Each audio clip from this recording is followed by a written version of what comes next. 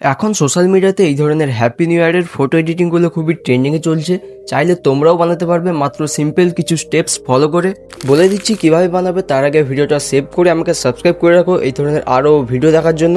So let's jump into the tutorial. Okay, প্রথমে আমাদের ChatGPT অ্যাপ্লিকেশনটি ওপেন করে নিতে হবে।